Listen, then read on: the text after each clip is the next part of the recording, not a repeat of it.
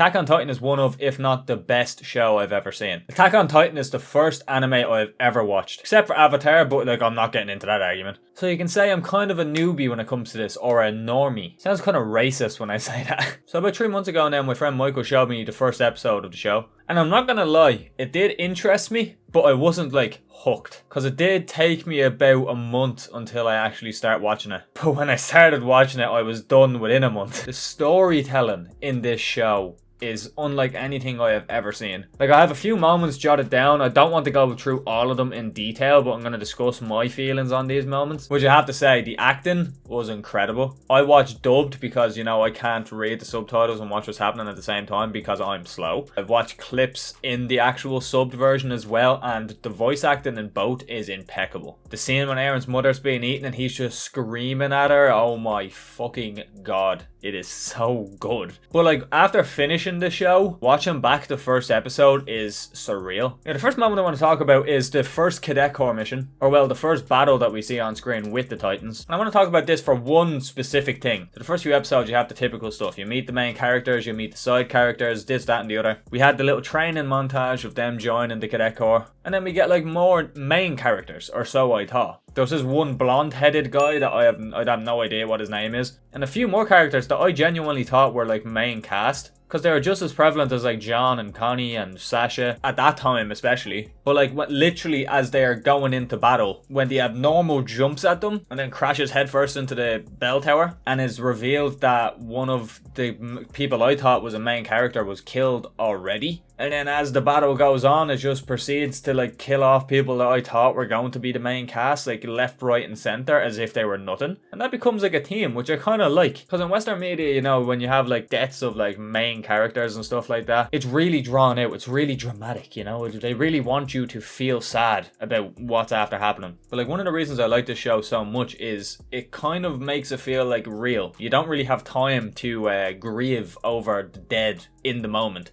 Especially if you were in their shoes, you wouldn't have time to like sit there and be sad and think about it because you will die. You have to go. So it kind of adds to that kind of suspense. You feel like any character can die at any moment. So when it got to the point where Eren was eaten, I genuinely thought Eren was gone. I thought he might be dead. For some reason, I don't know why. I just thought that was the case. And I kind of added to that when like he came back in his Attack Titan form for the first time and he starts absolutely destroying all the other normal Titans. My first thought was obviously, oh, that must be Eren. But then in my head, I was like, oh, this show doesn't seem like it's going to be like that. So it must not be Eren. It does a good job of like subverting your expectations. Is that the right way to say? Or averting your expectations? I don't know. If this were like a Western show, I feel like they would show Eren's like face inside the Titan like almost instantly. And when the female Titan shows up, bro, that whole sequence was sick. 2 scouts already took down one Titan. Then they were like, oh, we have to kill this one too. God damn it, you know? And then she takes them out with ease, headbutts one and then smacks one off it like it's a conker on a rope. Like, Jesus Christ. Like, when I'm watching shows or movies, I can kind of predict what the end is going to be or what the twist is going to be. Because that's just how my brain works. I pick out like the small details and overthink them. Which is probably another reason that this show really caught my attention, because I couldn't do that whatsoever with this show. Like, when I thought I had the answer, I did not. I don't think there was a single time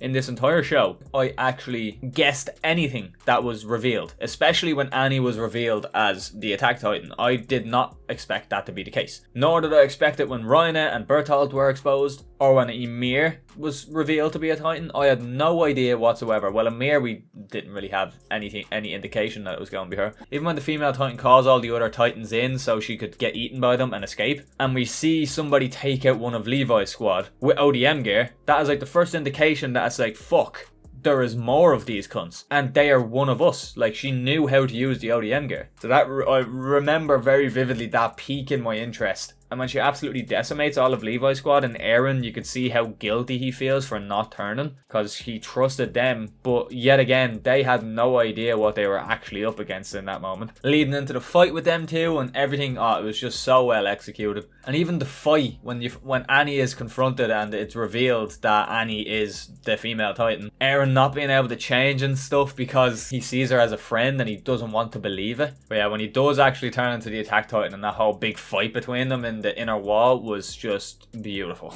It was so serotonin filled. Oh, I loved every second of it, man. I loved every punch. But like then while it's happening and you see them literally fall onto a church full of like people praying and they just die. Like they're dead. It then makes you realize that like how many lives are being actually sacrificed for this cause. Like it's not a measly amount of people that die, man. People get fucked. The entire inner wall is in ruin. So there is a real moral, dilemma in this show. I feel like that's what makes it interesting, because if you ask one person what their opinions on this show is, or what their opinions on certain events that happened, or what they would think is right or wrong in those situations, especially with like Eren and Zeke in the final season, there's a lot of like contrast in ideas. Some people think Zeke was in the right, some people think Eren is in the right. What I'm trying to say is, depending who you ask, you are going to get a different answer, and I feel like that's what makes this show so appealing. It is a very morally dilemma driven show, if that is even a fucking phrase. It really makes you ask yourself who is really the bad guy in this situation. Then that leads into the reveal of the Armored and the Colossal Titan. To say the least, I was shooketh. Like, especially the fact that we just had that big fucking scene where the Beast Titan was just kinda, staring at them from a distance while loads of Titans attacked them during the night when they were stuck in the castle. Oh, sorry. And then we just got the reveal that Ymir is a Titan. And then it just leads into this reveal that was so strange. Because if I remember correctly, don't quote me because I haven't watched the episodes in a while, I'm pretty sure the confession was given to him off camera. We're focused on other characters or just silence, and then, we're not focused on them having the conversation, but then after it's revealed, the camera then gets put onto them, and then he's just trying to convince Rhina that he's just delusional, which is a nice touch. I like how this show uses like silence to kind of like make the emotional beats hit. Like Mikasa showing up out of nowhere and just slicing Berthold's throat and Rhina's. It really does make you feel betrayed. Then after they turn and they're bringing Eren down, he has Eren in his hand and you literally see Eren just start to cry. Like, it is so sad, and then it just shows all the little moments that we didn't get to see as the audience that they all had together, and it just feels so impactful because you know that they are friends. Just so well done, bro. It's so well done. This moment definitely has to be in my top 5 moments of the entire show. Is the moment after this when Eren gets taken for the 12th time, and him and Mia, Ryan and Bertolt are in the trees talking. They have the heated discussion until Eren eventually just screams, saying, "Stop feeling sorry for yourselves, we're living in a hell you two created." Oh, serotonin. I got goosebumps saying it myself. Then saying to Bertolt, what was going through your head when I told you about my mother being eaten by a Titan and all this stuff, knowing that he was the one that done it. It's so deep, bro. That shit, the feeling of betrayal was unbelievable, because he was the reason that the house was crushed. A part of the wall fell on his house. He was the reason Eren saw his mother being eaten. And we have to talk about Erwin's speech before he charged into death at the Beast Titan. This is one of those moments that I have to say it was pretty weak in the dubbed version.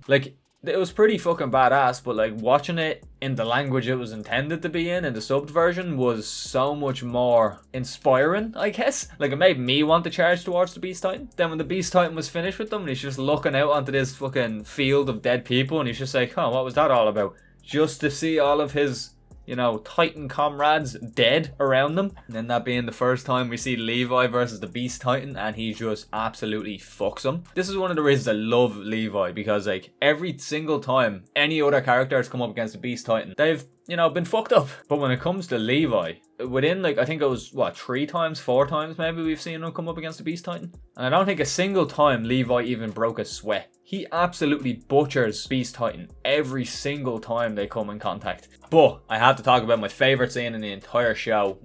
It's a Levi moment as well, but this is definitely my favourite moment in the entire show. Is the moment when Zeke activates his spinal fluid and all of Levi's comrades become Titans and start attacking him. And then just seeing Levi struggling to bring himself to actually kill these Titans, because he sees their faces and he sees all of his comrades in there, because you see that Levi does have some humanity in him. He's not just a killer. Then you see him kind of drop his weapons and put his head down as all of the other Titans are jumping towards him. That shot is so fucking cool. It kind of looks like he's given up, and then out of nowhere you just seen him spawn through the trees like an absolute badass he is, with all the Titan steam all over him, and then you see the fear in Zeke's eyes. Bro, just so fucking cold. He's so good. I've never been so jealous of a character in my life. Well, besides Ben 10, or maybe Danny Phantom. The next thing I want to talk about is like the reveal in the cellar, in Eren's dad's cellar. I feel like that's one of the biggest moments in the entire show because it really sets in motion the new Eren's mentality, you know? Like this entire time he has had hope that like beyond the walls and past like the sea, it's freedom. And then to do all this work and to come down to this cellar just to find out that the rest of the world hates you just as much as the Titans do, really makes me understand that big drastic change in Eren's character so much more. Just having all of that hope and going through all of this hardship to get to this moment just to find out it was all for nothing. And to find out that the rest of the world actually hates you and is attempting to kill you, you know? It's just such a powerful moment when you think of it like that. And it really makes Eren's actions that much more understandable. But I want to talk more about the war on Marley because that shit was sick. You have the whole speech between Eren and Rhaena. You can literally hear the guy outside saying that they're going to put the march on Paradis Island and kill all of them. And it's also like hinted at that Eren's name is actually really well known now. But yeah, when he turns into the Attack Titan and then kills all those people and then absolutely decimates all of the other Titans, just shows how much better Eren has gotten with his Titan. So fucking sick. And then seeing all the scouts come in with all of their new and improved equipment, like the guns and everything, like, oh my god. Armin turning into the Colossal Titan for the first time. Mikasa as well, you can't forget Mikasa. And of course, Big Daddy Levi. This is where I want to talk about one of the things I didn't like about the show leading up to this point. One of my main complaints about the entire show was like they would have like long monologues. For example, say like they're like, oh, there's Titans storming the castle. We need to go and save the people. And then they would continue to have like a 10-minute dialogue session. And then it would cut back to the castle and the Titans haven't moved an inch in 10 minutes, you know? One of the small little details I love about season 4, especially at the start of it, was like say when the Beast Titan showed up when Eren was attacking Marley. And everyone was like, oh, the Beast Titan's here. Oh, thank the lords. You know, there was a moment like that where I was looking at it and I was like, right, here's when the monologue comes in. It looks like the Beast Titan's about to speak. And then, boom. Just out of nowhere, no monologue, no nothing. Levi just swoops in, bang, bang, bibbidi bop, blows him up, takes him out, and that's it. That's all we see. And I liked that, mainly because of my main criticism of the show was the fact the monologue just kept going on really long. That it was like so set in my mind and I was just so prepared for the monologue to happen in that moment. And when it didn't and it just like things happened so quickly, it kind of set the tone for that season. It really like showed that shit was hitting the fan. Shit's getting serious. Right. And I know Eren had a secret agenda the whole time, right? He was doing it to try betray Zeke. But the one scene that made me still dislike Eren as a character at the moment is the one scene with him, Armin, and Mikasa. When they're talking and he basically just talks down on both of them. Eren basically says he hates Mikasa. Says Mikasa only likes him because her blood tells her to. Then talks down on Armin and then absolutely beats the living shit out of him. Like, yeah, whether that was like to get on Zeke's good side or whatever, or to do maybe, I don't know, make them hate him or some shit, I still don't think he should have done it. Because if it wasn't for them, he would have been dead 3 seasons ago, you know? Like, he has been captured so many times. But yeah, while all that was happening, I was hoping that he was going to betray Zeke. Because throughout the whole thing, we had no indication he was going to betray him. We just kind of had hope that he was. And then when he finally did, which was like the big twist, and then that twist got twisted upon with Zeke only like pretending to be in shackles and all that jazz. Then them walking through their father's memories. And then another twist happens with the reveal of Eren actually being the reason that Grisha actually went through with killing the royals. Also meaning that Eren was the reason that all of this shit happened in the first place. So that double twist got twisted upon. Then Eren ripping out of his shackles. Whoa.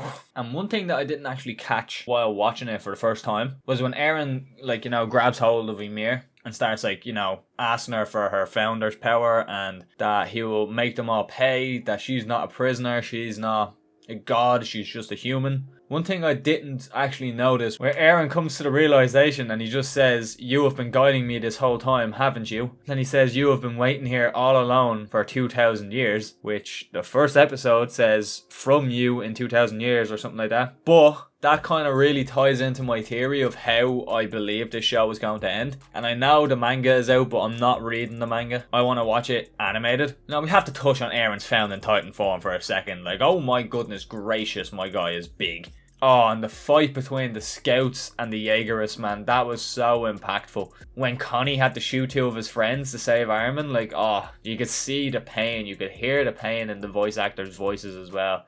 They all done such a good job in this show. Having to fight their own, like, people that they have fought side by side with for a long time just because they're separated with ideals now. And the Jaegerists all see them in the wrong, you know, so they have to fight their way out of it. Hanji's death as well, bro, was so badass. It was such a badass way out. She took out so many fucking colossal titans with him. Like, that rumbling is scary, bro. That rumbling is terrifying. So the last moment I want to talk about is the last moment of the show so far, is when they leap into battle against the founding titan. I love the little monologue we get from, like, the commander, I'm guessing it is, of the Marlians, as they're all onlooking the rumbling coming towards them, and he's just saying stuff like, this is our hate for the Eldians being thrown back at us. And then when he's looking through his binoculars and he sees the ODM gear, and he just screams out saying, the people of Paradis have come to stop the rumbling. I feel like that's such a nice little touch, because we have never heard any Marlian, especially like of military, call them anything other than the Island Devils. So hearing him call them the people of Paradis, but like, it's such a good little touch because he knows they are the only people who could stop this. But when they are all jumping into battle, I think it's so cool because it's just so badass, man. When they all jump out of the plane all simultaneously, we have the little close-up of each of them. Of course, you have Mikasa looking badass, you have Levi looking like a badass. And I love the little detail of, like, Reiner looking like he's, you know, a bit rusty because he hasn't used the ODM gear in a while. But then when he just bites his hand like Eren does and just spears the Beast Titan, oh, bro. I almost cried when they ended it there. But yeah, I know this video is probably all over the place, but this is my first attempt at doing something like this, and when I talk about stuff I really like, my mind jumps from one thing to another so fast, so it was very hard to try keep my thoughts, you know, linear. But I hope you all enjoyed nonetheless. Let me know what you think of Attack on Titan down below. Again, I will be making my predictions for, you know, the next episode coming out, the last episode. I'll be making my predictions about how the show is going to end. But yeah, this show is honestly incredible. I have not stopped thinking about it since I finished it about a month and a half ago. But yeah, I wanted to try something different. I just wanted to, you know, talk about this because I have a lot in my mind to talk about. Gaming is still obviously going to be the main thing on the channel. But yeah, anyway, I hope you enjoyed. Leave a like if you did. Comment down below what you thought of the video. Comment down below what you thought of Attack on Titan. And are you excited for the final episode? Because I know I fucking am. But yeah, anyway, with that all said, hope you all have a good day. And yeah, I'll see you all later.